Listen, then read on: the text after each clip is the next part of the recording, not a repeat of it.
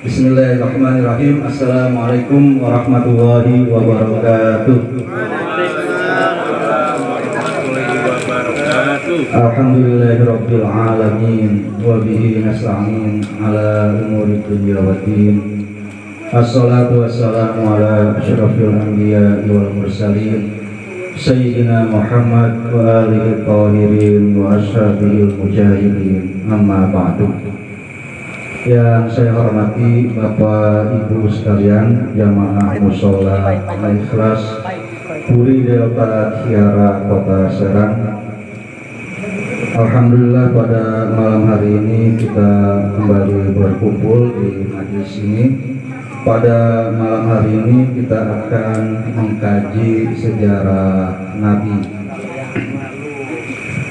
Tema kita pada malam hari ini adalah tentang hijrah, karena kita masih berada di bulan Muharram. Kita ketahui bahwa bulan Muharram ini adalah bulan hijrah. Sebelum saya membaca terjemahan editan saya dari terjemahan kitab berjudul Khotamun Nabiyyin. Buku ini sudah terbit, ada di toko-toko buku, terutama Gramedia. Silakan kalau Bapak Ibu mampir ke toko buku Gramedia, ada buku berjudul Muhammad the Messenger. Itu ada 3 jilid. Jilid pertama periode Mekah, jilid kedua periode Madinah, dan jilid ketiga Futuh Mekah. Itu buku editan saya. Ya, kalau dibacain di sini itu terlalu lama ya untuk tahu awalnya dan sampai ke akhirnya. Sebelum mengkaji itu, saya punya 2 pertanyaan. Sekarang baru jam 20.57. Yang pertama, ini bukannya ujian, karena beda kalau di kelas itu ada UTS, ada UAS. Sebagai ustaz mah ngajar saja, nggak ada evaluasinya. Yang mengevaluasi tinggal Allah saja, mau gurunya, mau santrinya, gitu. Dan apakah yang dipelajari ini diamalkan atau enggak, itu Allah yang menilai. Beda kalau kita sekolah, ada guru atau dosen yang menilai. Pertanyaan ini hanya untuk kita diskusi saja, jadi tidak ada benar atau salah. Pertanyaan pertama itu, Bapak Ibu, apa sebenarnya tujuan hidup kita? Umum banget jawabannya, juga silakan apa saja.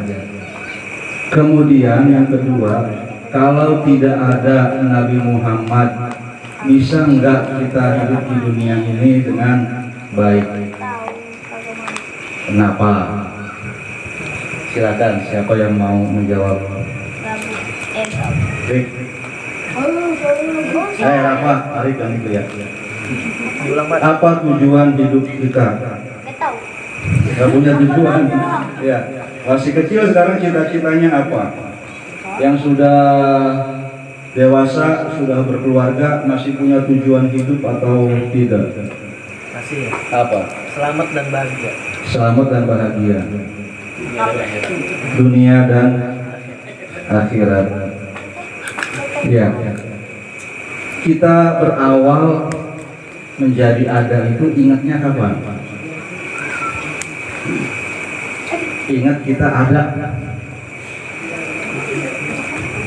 Wah, Maman, kapan Pak Maman ingat ada? Ada ingatan pertama kali kita ada tuh kapan? Umur berapa? Ingatan yang paling kecilnya? Umur 2 tahun, punya ingatan tentang umur 2 tahun. Saya belum kenal sama Bapak. Lupa lagi kalau kenal juga. Rofianto. Novianto. Sebentar lagi ulang tahun ya, bulan November biasanya.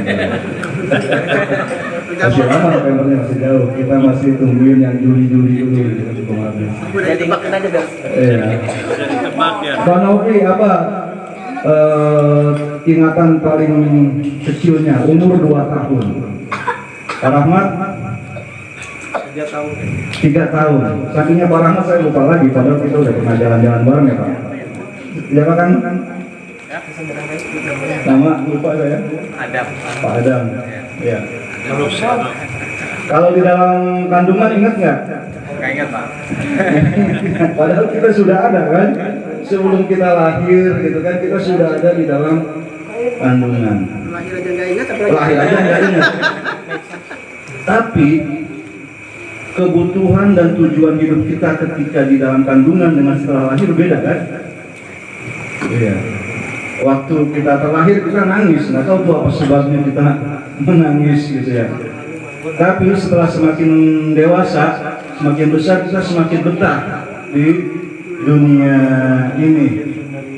Kebutuhan kita berubah, makannya kita waktu di dalam kandungan itu kan ikutin saripati yang dimakan ibu kita ya, lewat apa namanya plasenta atau apa tuh. Ya, setelah kita lahir, makanan kita, minuman kita mulai dari ASI saja kemudian sampai berkembang itu berubah. Tujuan hidup kita juga berubah. Dan kita sudah melihat manusia itu meninggal dunia. Tubuhnya dikubur, ruhnya masuk ke alam barzakh. Begitu. Kalau kita bayangkan apa tujuan hidup kita nanti di alam barzakh, bagaimana?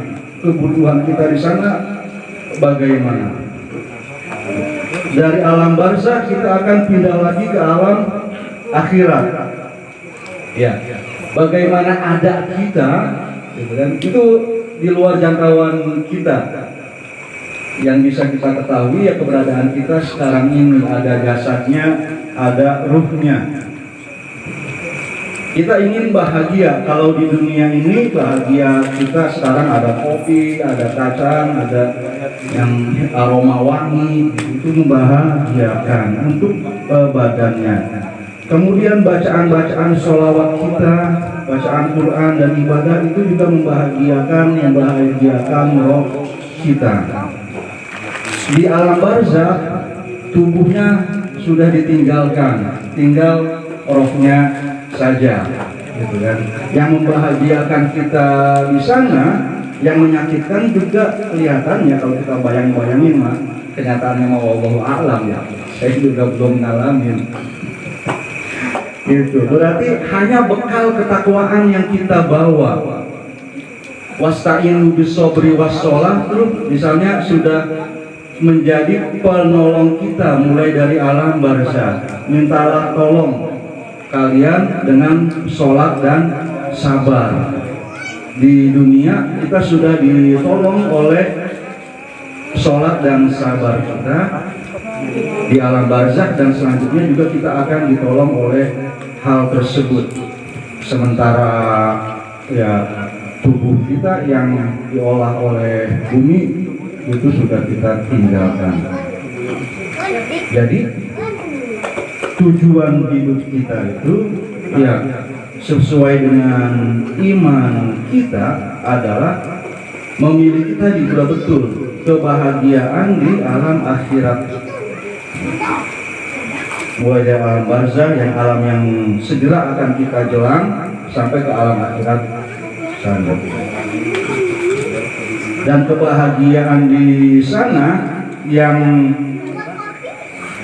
bisa kita bayangkan adalah kebahagiaan yang sifatnya bukan fisik, bukan bersifat materi, tapi bersifat rohani, yaitu ilmu dan keimanan kita yang kita pupuk, yang kita tanam lewat ibadah-ibadah kita, lewat sholat, zikir, kemudian juga lewat emosi, yang lewat perasaan-perasaan yang kita sesuaikan dengan pedoman.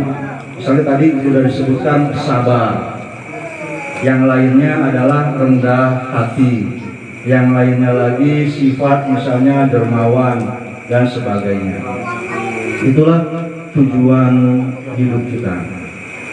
Yang kedua tadi pertanyaannya, Kalau semua itu tidak diajarkan oleh Nabi, kira-kira bagaimana nih hidup kita, Nabi Muhammad? Sulit dibayangkan ya.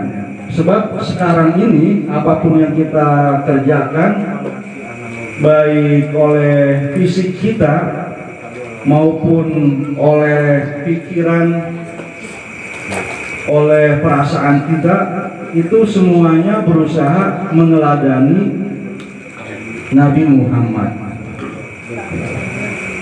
Nah, pada malam hari ini saya ingin membacakan salah satu fase dari kehidupan Nabi Muhammad, yaitu fase menjelang beliau hijrah.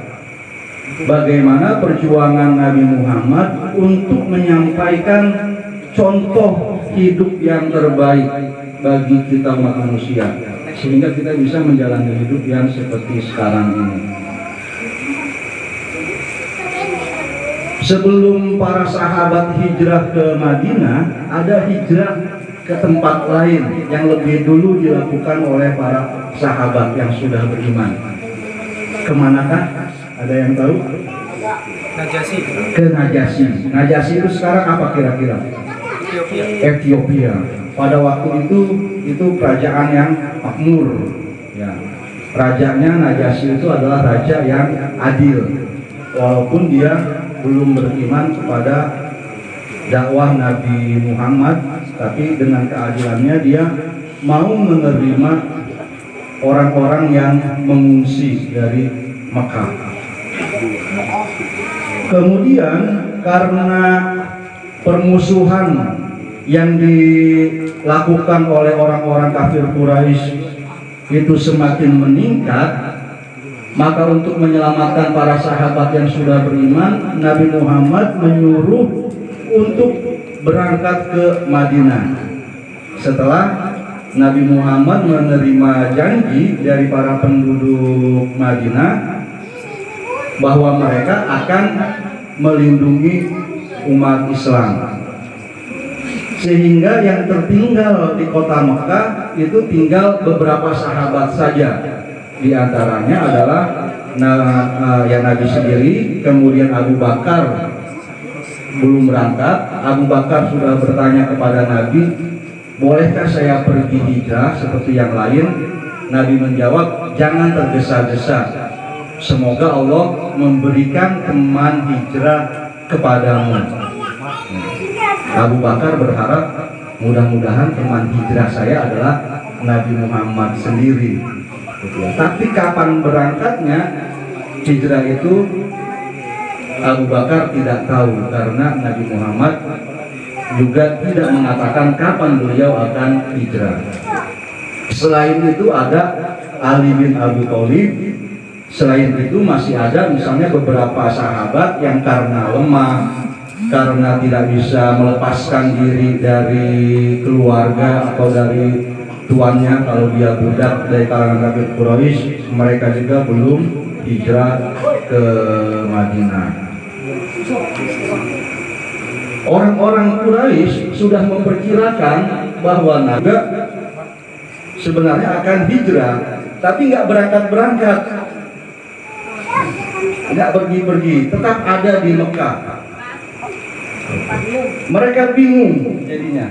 Sebenarnya rencana Nabi Muhammad ini bagaimana, dan mereka juga tidak tahu mesti menyikapi Nabi Muhammad seperti apa. Mereka sudah sangat ingin untuk menyingkirkan Nabi Muhammad karena dakwahnya semakin menggelisahkan mereka. Semakin banyak yang tertarik kepada seruan Nabi Muhammad. Gelisahnya itu kenapa? Jadi kekuasaan baik sosial maupun ekonomi mereka menjadi terancam. Pada mulanya ada pengelasan, bukannya disemprot pakai api gitu ya Pak. Pengelasan, ada kelas bangsawan, ada kelas budak. Nabi Muhammad menghapus kelas-kelas seperti itu. Semua manusia sama. kasta-kasta. Orang yang menjadi bangsawan itu memiliki si budak semuanya, diri dan usahanya. Kalau budaknya pinter diajarin dagang, kemudian buka toko, tokonya untung, keuntungannya bukan milik si budak, milik si tuannya juga.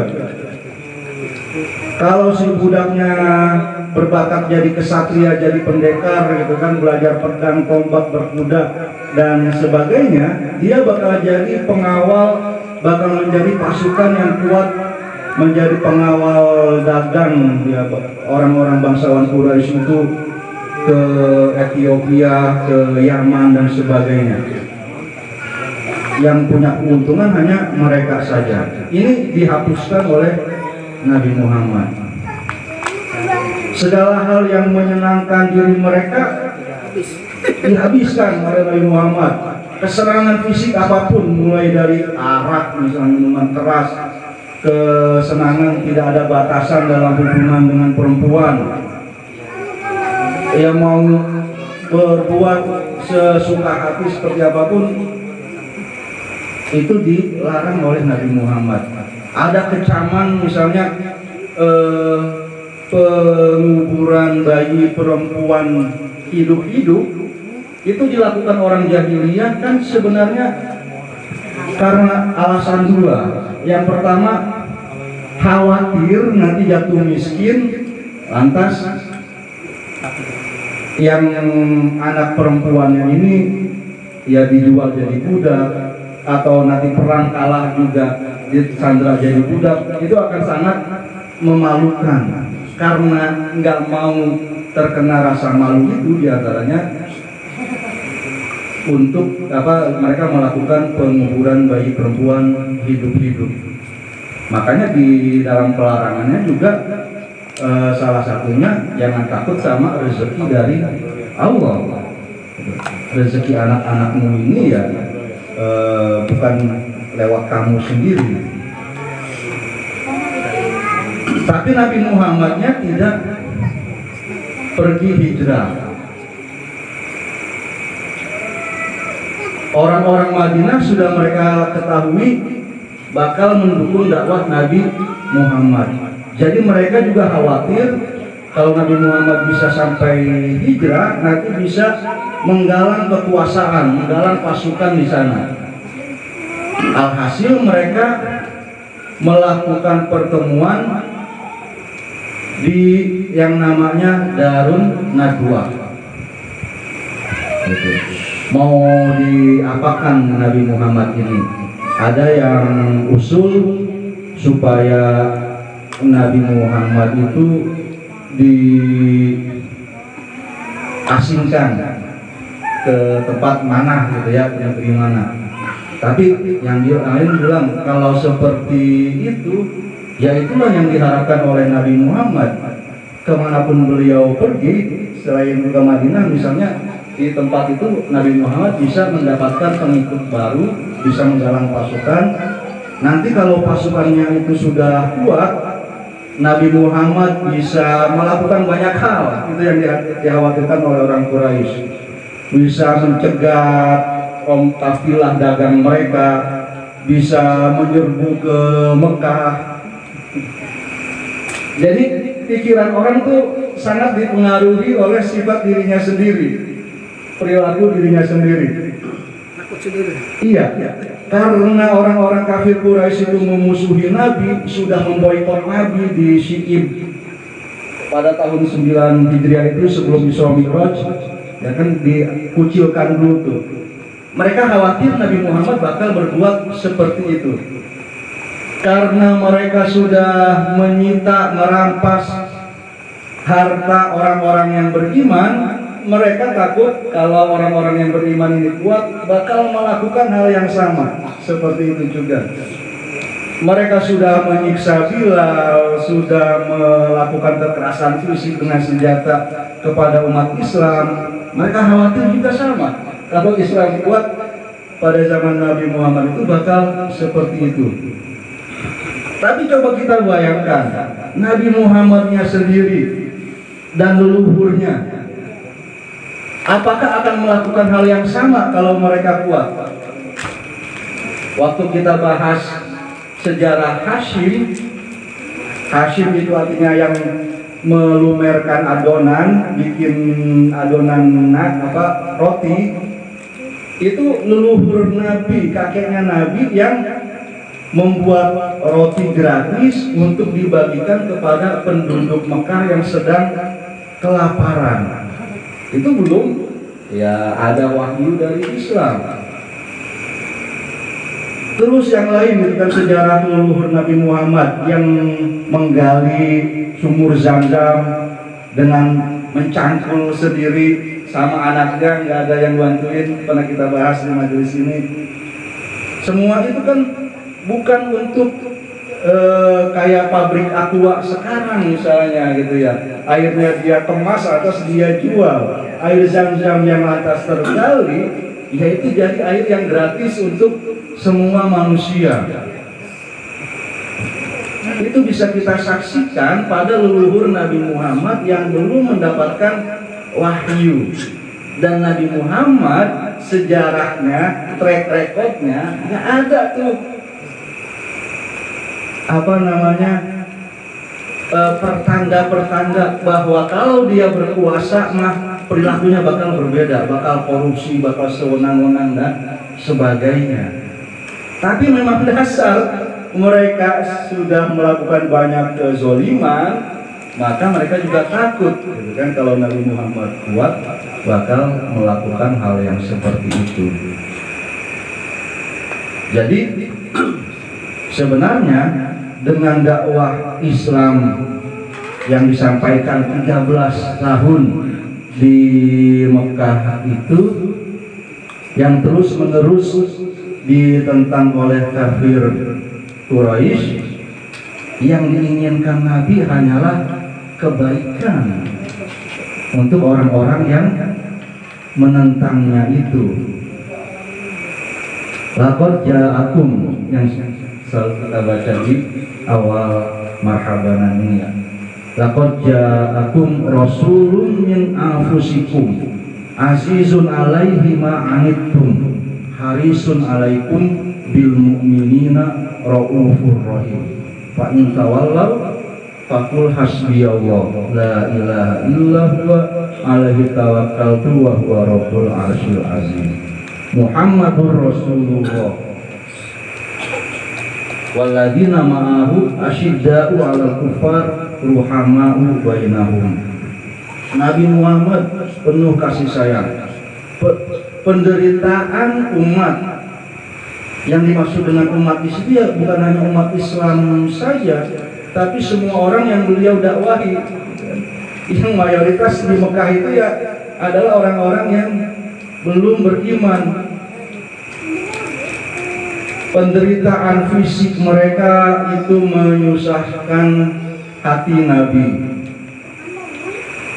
Kezoliman, kesewenang-wenangan yang menyempitkan hati, yang menyempitkan perasaan manusia, ya karena dizolimi itu udah bagaimana perasaannya, itu juga menyusahkan hati Nabi. Dan lebih dari itu tidak mengenal kebenaran seperti yang diharapkan oleh Nabi Muhammad, itu yang paling menyusahkan hati Nabi. Nabi Muhammad sangat ingin mereka menerima kebenaran seperti yang beliau ketahui, membangun tatanan sosial yang sejahtera, yang ya sejahtera lahir dan batin, sejahtera sepenuhnya.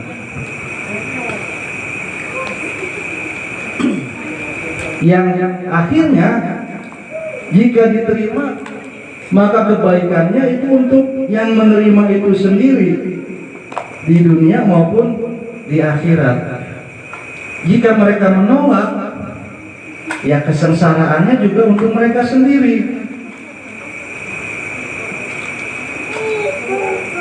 Kalau bangsawan Quraisy itu mau menerima dakwah Nabi Muhammad, maka nama mereka sendiri yang pertama-tama akan harum di sejarah, seperti yang sudah kita ketahui sekarang.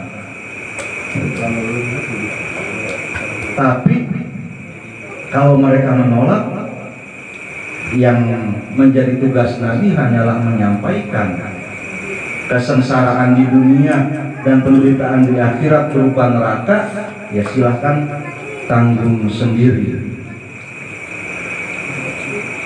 Nah, ya seperti itulah. Jadi Nabi Muhammad sudah berencana hijrah untuk membela dakwahnya ini, dan beliau tidak segera berangkat. Tujuannya itu adalah supaya beliau tidak ada kritik apapun dari umat manusia, karena seperti yang sudah terjadi sekarang, sejarah beliau itu dipelajari orang terus.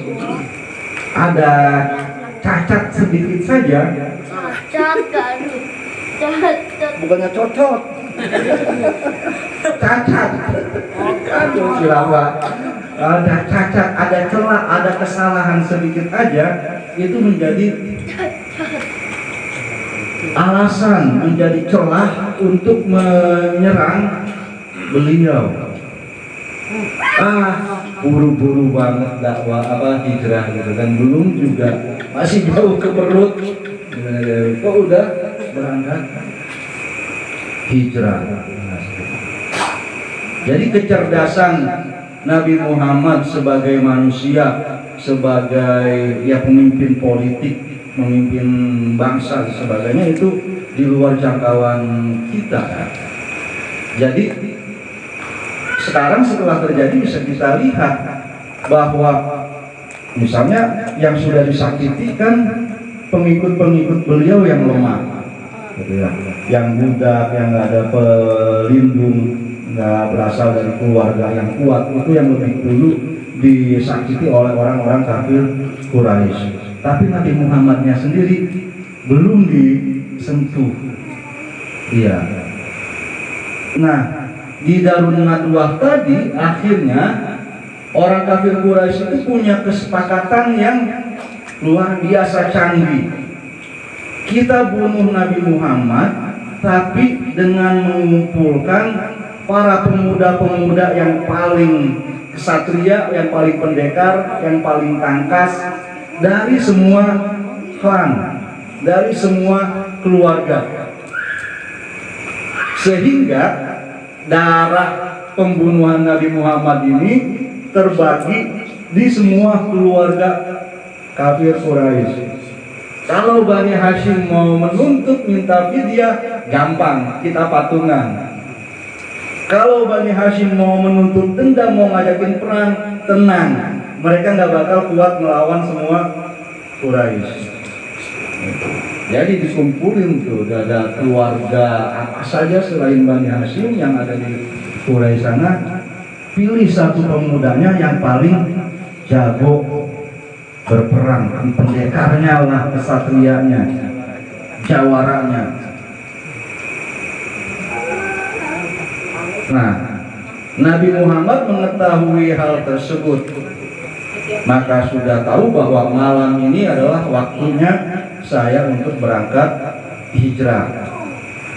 Nah, Nabi Muhammad membuat pengaturan yang mengelabui orang-orang kafir Quraisy itu. Ali bin Abu Thalib diminta oleh Nabi untuk keluar membagikan barang-barang titipan yang ada pada Nabi Muhammad. Karena Nabi Muhammad itu walaupun dimusuhi dakwahnya, tapi tetap dipercaya sebagai orang yang amanah. Kalau dititipin barang gadean atau apa gitu kan, ya ini pasti terjaga. Kemudian setelah dibagikan, Ali kembali ke rumah Nabi. Nabi berpesan supaya Ali bin Abu Thalib tidur di ranjang Nabi dengan memakai sorban hijau yang biasa dipakai oleh Nabi Muhammad. Jadi pada saat para jawara Quraisy itu ngintip ke dalam rumah Nabi, mereka masih lihat, wah, nabinya enggak, iya masih ada. nggak ngeh bahwa di luar nih pedang-pedang sudah terhunus. Ali bin Abu Thalib juga pada waktu Nabi diasingkan 3 tahun di Syi'ib Mekah itu, yang disuruh oleh Abu Thalib, ayahnya Ali, untuk selalu tidur di pembaringan Nabi, sementara Nabinya tidur bersama Abu Thalib. Sedemikian perhatiannya gitu terhadap keselamatan nyawa Nabi Muhammad, sehingga strategi-strategi seperti itu juga dilakukan dulu oleh Abu Thalib.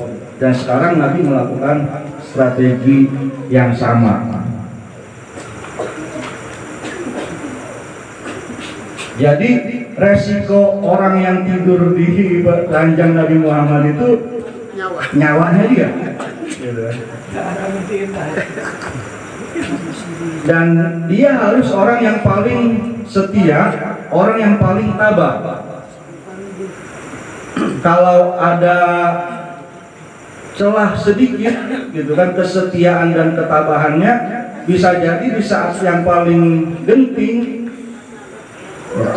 dia bakal takut lantas menyerah.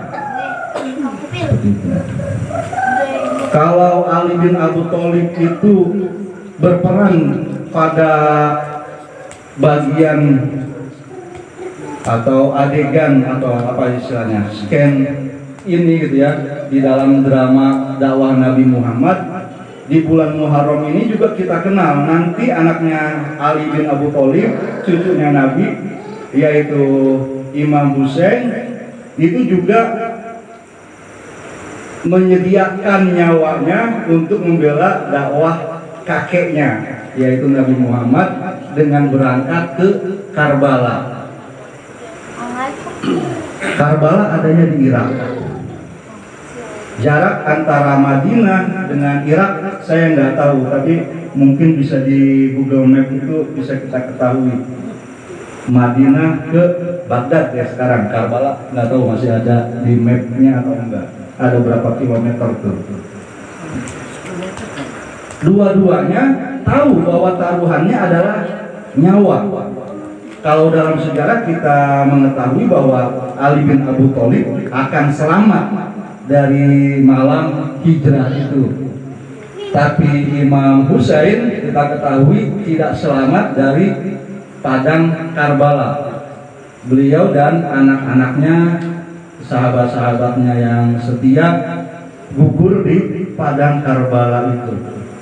Semuanya mengorbankan nyawa, siap mengorbankan nyawa, yang buahnya adalah sampainya ajaran Islam itu kepada kita pada saat ini.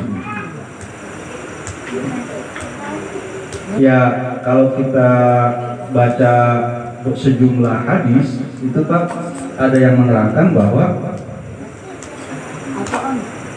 gugur atau syahidnya Imam Husain di Karbala itu sudah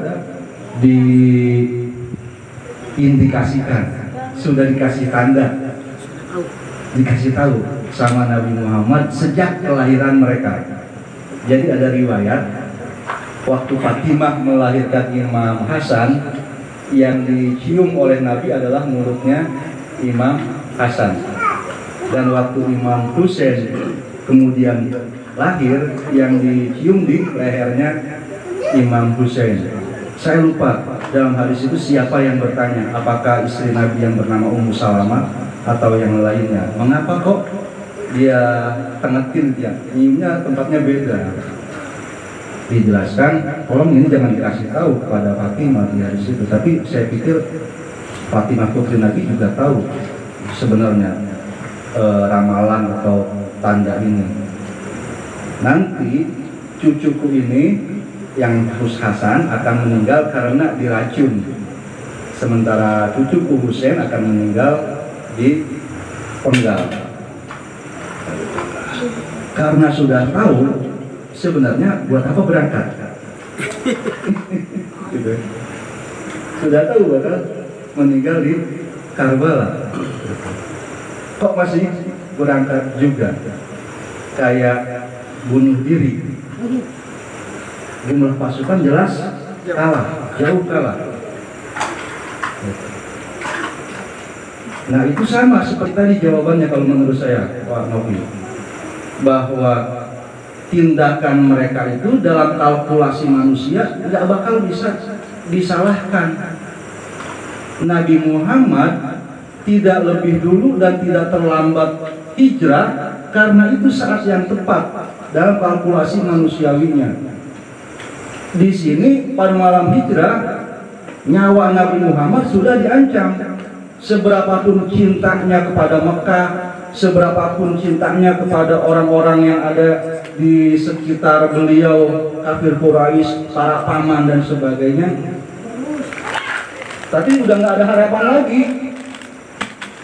Ya harus ditinggalkan, gitu kan? Ini sudah habis-habisan, mau gimana lagi? Harus ditinggalkan. Imam Hussein juga sama seperti itu. Kalau dia nggak berangkat, dia bakal disalahkan. Orang seperti saya bisa mengatakan, apa belamu terhadap agama kakekmu? Saat nyawa, kalau saya sih bukan siapa-siapa, gitu kan? Kamu makan cucunya. Nggak ngomong begitu, gitu kan? Misalnya Imam Hussein bakal hijrah juga gitu kan, nggak ke Karbala, walaupun dia tahu ancamannya di sana adalah kematian. Mau hijrah kemana? Kalau masih dalam jangkauan penguasa waktu itu, yaitu Yazid, maka bakal didatangkan juga. Sebab terbukti, nah Imam Hussein itu tinggal di Madinah waktu Muawiyah bin Abu Sufyan wafat. Saat berita kematian Muawiyah Imam ketahui, beliau bergerak ke Mekah, gitu kan. Sebelum Muharram kan Zulhijjah. Imam Hussein tiba di Mekah itu sebelum waktu haji, sebelum waktu Arafah. Tapi beliau tidak terus tinggal di situ, karena baik penguasa Madinah maupun penguasa Mekah adalah gubernur-gubernur dari dinasti Muawiyah yang dikhawatirkan tidak menjaga kesucian Masjidil Haram.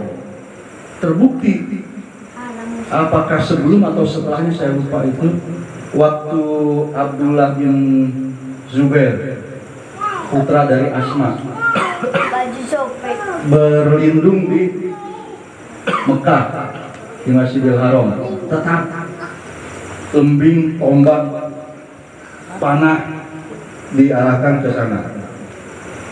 Jadi Imam Hussein pun meninggalkan Mekah pada musim hijrah itu, musim haji itu,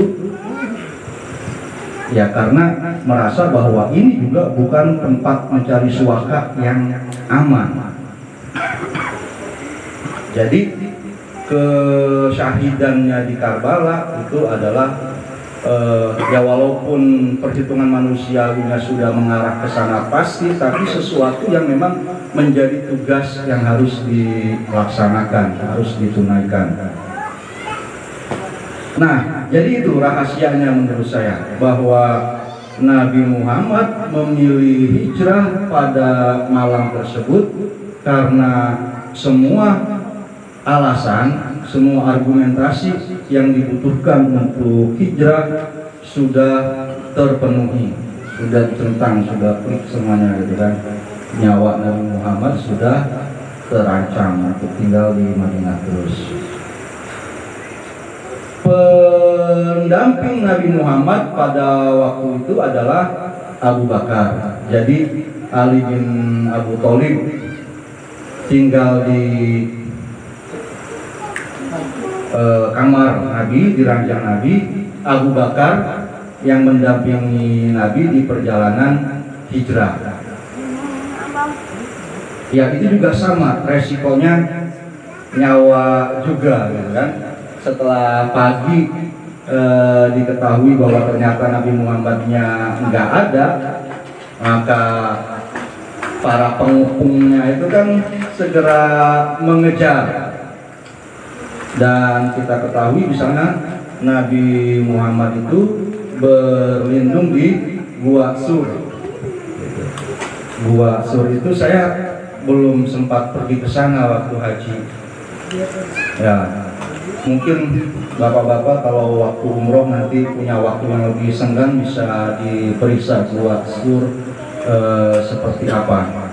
Kalau dari gambaran riwayat diterangkan bahwa Gua Sur itu sebenarnya tidak terlalu dalam, tidak terlalu jauh, sehingga kalau para pengejar Nabi Muhammad itu misalnya melihat ke bawah, gitu ya, membungkukkan badan mereka, maka bisa terlihat yang bersembunyi di dalam.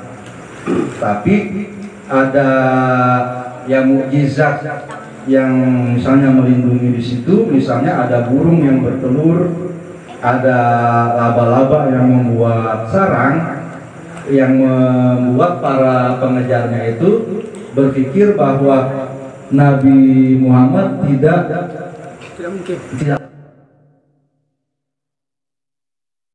mungkin masuk ke pintu gua ini, kan buktinya ada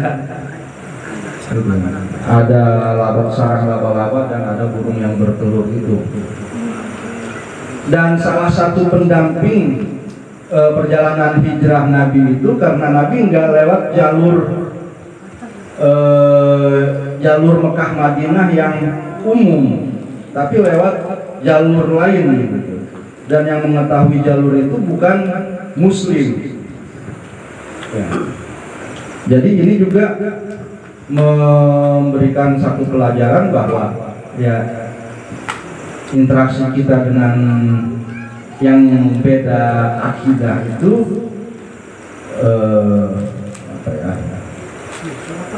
ya bukannya dilarang sama sekali, ya. Banyak bagian yang kita boleh lakukan. Seperti tadi hijrah ke Najasyinya non Muslim.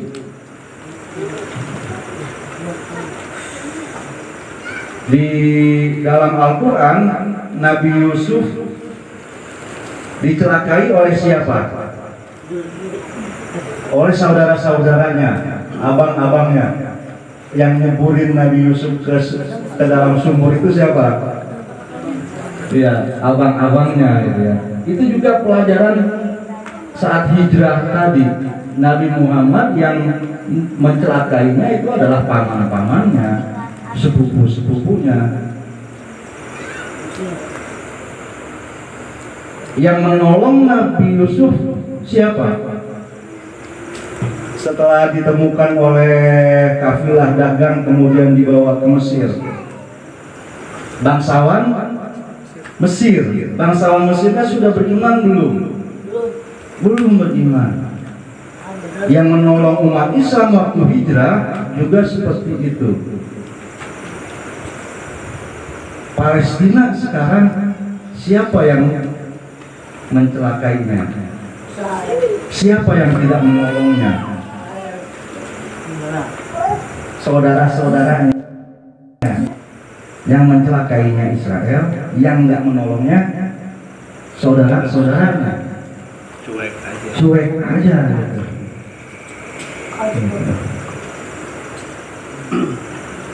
Mereka bisa, ya wallahu a'lam,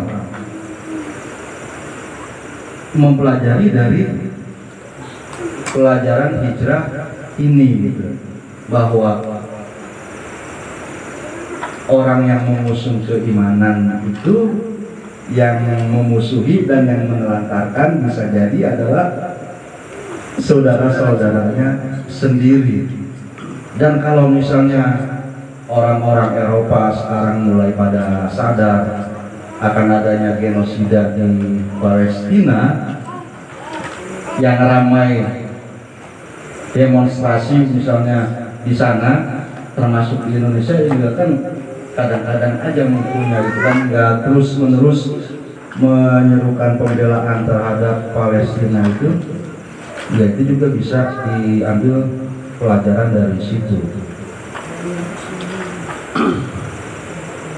Jadi Nabi Muhammad mengetahui bahwa orang Quraisy akan mengejar melalui jalur utama menuju Madinah, yang kalau di peta itu adanya di sebelah utara, sebelah dari perjalanan Mekah ke Madinah. Jadi beliau malah memilih jalur yang berlawanan dari selatan Mekah yang menuju Yaman. Gua Sur yang ditempati itu hanyalah celah sempit yang luasnya tidak lebih dari 2,5 meter persegi. Di dalamnya katanya ada batu yang sangat besar dan bagian dalamnya itu tidak terlalu gelap. Gua Sur itu dinisbatkan kepada orang yang namanya Sur bin Abdi Manat yang dilahirkan di tempat itu. Tapi sayang sejarah ini nggak menjelaskan siapa Sur bin Abdi Manat ini. Perkiraan Nabi Muhammad benar-benar terjadi bahwa orang-orang Quraisy mengejar beliau dengan membagi pasukan ke berbagai arah, bahkan sampai menyewa para pencari jejak. Ada salah satu pencari jejak ya, kalau yang suka nonton film-film drama silat itu iya, di samping ada pendekar, ada bangsawan kaisar dan sebagainya, tokoh pencari jejak juga kadang-kadang sering muncul. Nah, itu namanya Abu Qurs. Orang ini itu yang sampai membawa pasukan sampai ke Gua Sur. Nah, Abu Bakar di dalam Al-Quran itu diceritakan sampai sangat khawatir, dan Nabi Muhammad yang menenangkan Abu Bakar itu. Saya lupa depannya. Saniyasnaini idhuma fil ghori idh qala li sahibihi la tahzan innallaha ma'ana. Jadi ungkapan la tahzan innallaha ma'ana itu adalah ungkapan Nabi Muhammad untuk menenangkan Abu Bakar yang sedang sangat gelisah di dalam Gua Sur, khawatir akan ketahuan oleh para pengejarnya. Kata Nabi Muhammad, la tahzan, jangan engkau sedih, innallaha ma'ana,